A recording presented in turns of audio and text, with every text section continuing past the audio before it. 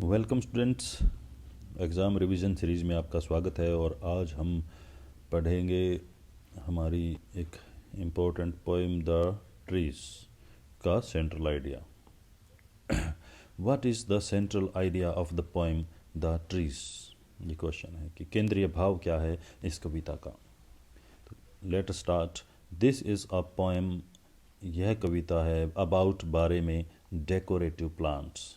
Decorative है सजावट वाले, सजावटी पौधों के बारे में ये कविता है।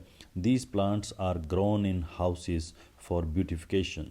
ये जो प्लांट है, सुसज्जा वाले सजावटी पौधे जो होते हैं, ये उगाए जाते हैं। दीज प्लांट्स आर ग्रोन, उगाए जाते हैं। कहाँ उगाए जाते हैं? इन हाउसेस, घरों में। किस लिए? फॉर ब्यूटिफिकेशन, ब्यूटिफिकेशन के लिए, साज सज्जा के लिए, सुंदरता के लिए लगाए जाते हैं। These grow in small pots and pans. ये कहाँ उगते हैं? छोटे छोटे पॉट्स एंड पैन्स में, गमलों में उगाए जाते हैं। ये गमले वगैरह होते हैं और कई छोटी और उस तरह की बर्तन, मान लो ये इस तरह में उगा दिए, या फिर गमला तो आपको यू नो वेरी वेल, इसको ऐसे बना दें। Okay, then there are plants, there are flowers, these are, इस तरह से कुछ चीज़ें होती हैं। चलो, so these grow in small pots and pans. Pots and pans में ये उगते हैं। They have taken the place of large forest trees. Taken the place, इन्होंने स्थान ले लिया है। किसका स्थान ले लिया है? बड़े जंगली पेड़ों का, लार्ज फॉरेस्ट ट्रीज का स्थान ले लिया है। Which have been cut by the human beings. अब बड़े फॉरेस्ट ट्रीज नहीं है, क्योंकि they have been cut by the human beings, इंसानों ने उन्हें काट दिया है। This poem presents the picture. यह पोइम प्रस्तुत करती है पिक्चर ऑफ हार्म। पिक्चर प्रस्तुत करती है किस चीज़ की? पिक्चर ऑफ हार्म, नुकसान की। नुकसान किसको? टू नेचर, प्रकृति को।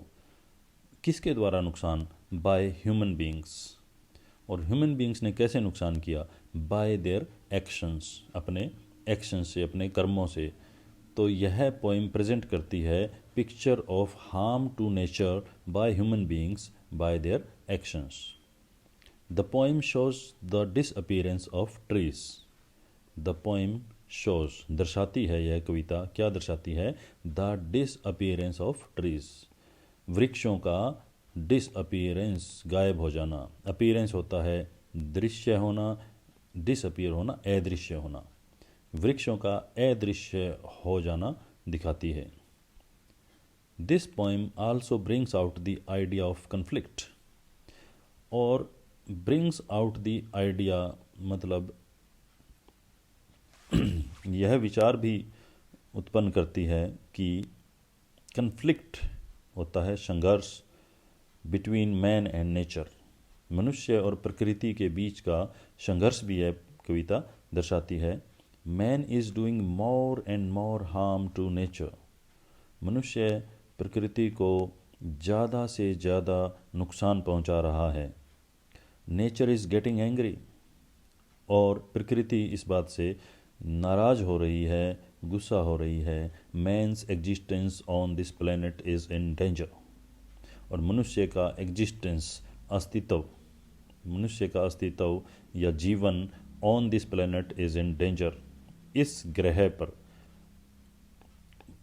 प्लेनेट ग्रह होता है तो पृथ्वी एक ग्रह है, तो इस प्लेनेट पर मनुष्य का जो जीवन है या अस्तित्व है वो खतरे में है। दस, इस प्रकार, it becomes the foremost duty of every citizen. यह बहुत ही ज़रूरी या पहली ड्यूटी बन जाती है, कर्तव्य बन जाता है, ऑफ एवरी सिटीजन, हर एक नागरिक का क्या कर्तव्य बन जाता है? टू वर्क, कार्य करना। किसके लिए?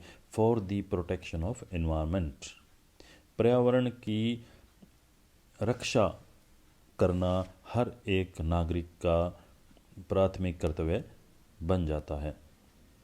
तो ये हमारी कविता का ये सेंट्रल आइडिया है द ट्रीज़ का।